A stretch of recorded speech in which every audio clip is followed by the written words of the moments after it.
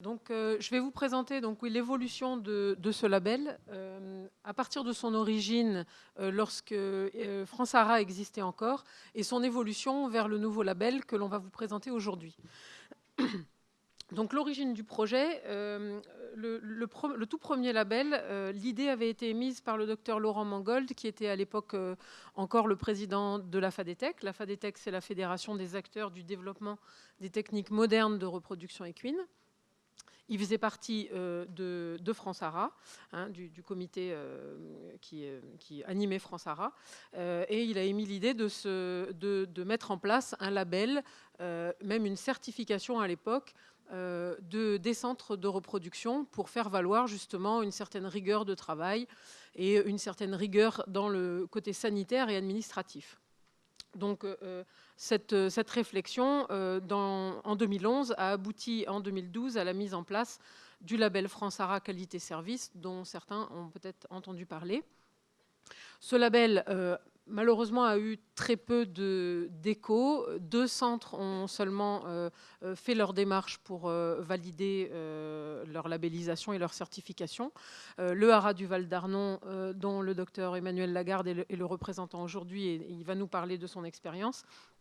Le deuxième Haras, c'était le Haras de Sourcieux, qui ne fonctionne plus au jour d'aujourd'hui. Le problème de ce label, c'était que c'était un label qui était très complexe.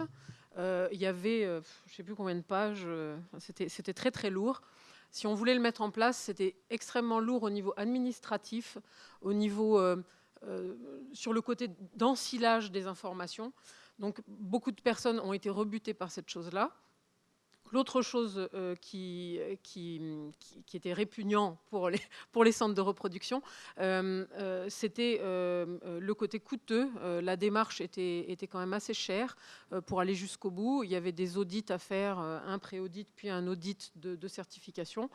Et puis surtout, là c'est sur le point sur lequel on va insister cet après-midi, c'était la communication qui malheureusement a fait défaut. Bon, il y aura un petit peu plus d'analyse par le docteur Lagarde tout à l'heure, mais c'était principalement ces grands points-là qui pêchaient. Donc, à l'issue de la disparition de Fransara, s'est posée la question de qu'est-ce qu'allait devenir ce label.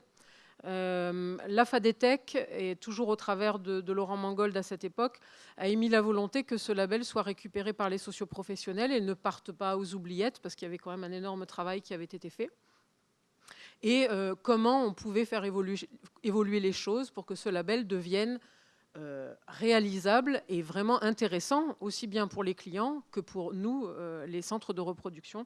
Ou, quand je dis centre de reproduction, c'est aussi production de semences, centre de transfert d'embryons, etc. Donc, la première idée, c'était de se dire, il faut absolument qu'on refonde ce label. Il ne peut pas rester tel quel. Donc nous nous sommes attelés. Moi, j'ai pris mes fonctions de présidente à la FADETEC à Fontainebleau l'année dernière au moment de notre assemblée générale. Et puis, dans la foulée, j'ai été contactée par Laurent et avec Laurent Vigneault. Et on a dit, allez, il faut qu'on s'y attelle et qu'on mette en place quelque chose de nouveau.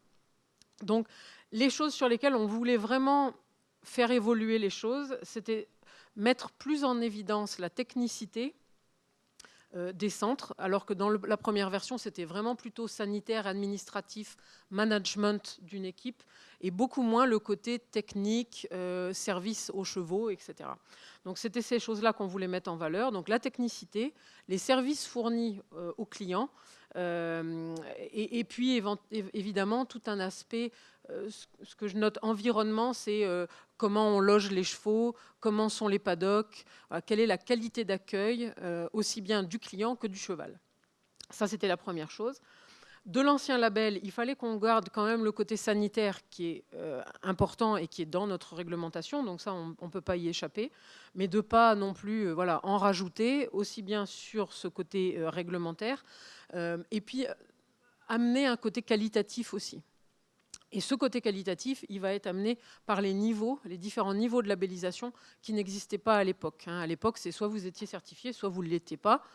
Et puis voilà, il n'y avait pas d'intermédiaire. Et la dernière chose, c'était diminuer cette lourdeur administrative. Enfin, le point qui pêchait sur l'ancienne version, c'était la communication. Et donc, voilà, on démarre aujourd'hui par la présentation de ce label. Il faut absolument qu'on développe la communication, aussi bien vers les centres qui sont potentiellement intéressés par le label, et surtout vers les éleveurs clients, les étalonniers aussi, hein, enfin, tous les gens qui seront intéressés de venir dans nos centres qui seront labellisés. Hein. Si cette communication n'est pas présente, ben, malheureusement, le label, je crois qu'il ne fonctionnera pas. Alors, pour vous présenter un petit peu les acteurs qui ont travaillé à l'élaboration du label qu'on vous présente aujourd'hui, donc la FADETEC, dont je suis la représentante, qui est le porteur du projet, puisque à l'initial, voilà, Laurent Mangold était à l'initiative de la chose, parce qu'il fallait aussi un porteur de projet vis-à-vis d'éventuelles sources financières. Donc la FADETEC, étant un petit peu moteur, s'est porté porteur du projet. L'IFCE est là pour nous soutenir et nous aider à travers le travail de Laurent Vigneault qui m'accompagne dans tout ce travail et qui fait un travail énorme. L'IFCE sera là aussi pour l'animation de ce réseau qui va se greffer sur le label. Il y a un réseau d'information qui sera proposé au centre labellisé. Mais ça, je crois que tu en diras peut-être un petit mot après. Le comité de reproduction de l'IFCE, qui regroupe un bon nombre de socioprofessionnels et d'institutionnels de la reproduction équine. Ce comité de reproduction, c'est lui qui a mis en place aussi le label. C'est lui qui a agréé la FADETEC comme étant porteur de projet. Et c'est à lui qu'on rend aussi des comptes de l'évolution de ce label. Et dans sa démarche à l'avenir, c'est aussi le comité de reproduction de l'IFCE qui aura son mot à dire. Le CERTIS, donc l'organisme certificateur, qui a, tout au long de notre démarche, à vérifier à la validation et à travailler à l'élaboration aussi avec nous de ce cahier des charges et de valider notre idée de démarche de cette labellisation. Et enfin, le fonds EPRON aussi nous aide. On a fait une demande et nous avons été crédités par le fonds EPRON qui va nous soutenir dans la mise en place de ce label. Alors, très rapidement, parce que ça sera développé après, mais donc le label REX, c'est d'abord des grands thèmes qu'on a voulu détailler. Il a fallu qu'on réfléchisse d'abord à qu'est-ce qu'on va mettre là-dedans. Alors voilà les grands thèmes que l'on voulait qu'ils soient abordés.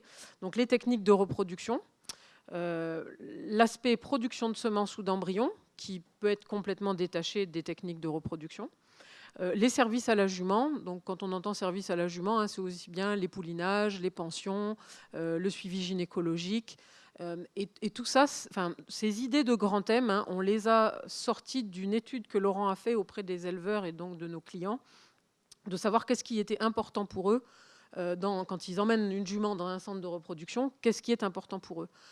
C'est justement ce service à la jument qui était quand même très important pour eux, hormis évidemment de repartir avec une jument pleine. Ensuite, l'accueil et la qualification du personnel. La qualification du personnel, il y a un minimum requis, mais après, il y a une formation continue qu'on peut avoir, comme dans tous les métiers. Et donc l'évolution de cette qualification du personnel est importante.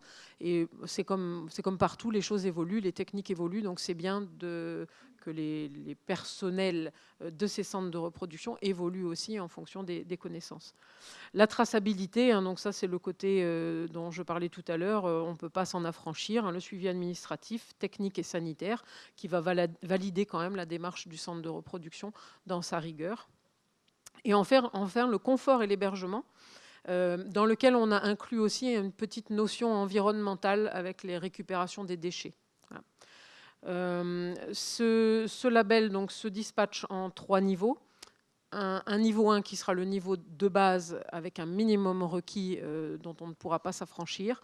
Et ensuite, 2 étoiles ou 3 étoiles. Alors ça, on n'a pas encore tout à fait défini si on appelle ça des étoiles, mais voilà, un niveau 2 et 3 qui vont évoluer dans la rigueur et dans la complexité de ce qu'on demande effectivement.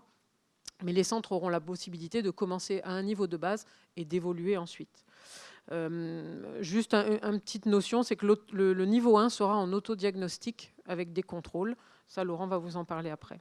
Et pour la valorisation de la chose, hein, il y aura un affichage Au niveau des centres labellisés, évidemment qu'il y aura un panneau qui précisera votre labellisation et les caractéristiques de vos labellisations en fonction des thèmes. Il y aura un site internet qui est en train de se mettre en place, dans lequel sera présentée la démarche et où seront mis en avant les centres labellisés. Et puis évidemment, de la communication pure et dure avec les publicités et les manifestations. Comme celle d'aujourd'hui, on va être présent aussi sur les salons des étalons, donc Saint-Lô, Chazé-sur-Ain et Rosières-aux-Salines, pour faire la présentation du label aussi, dans un stand. Voilà. Et puis voilà, la saison commence, donc je vous souhaite à tous une bonne saison 2016 et je passe la parole au suivant.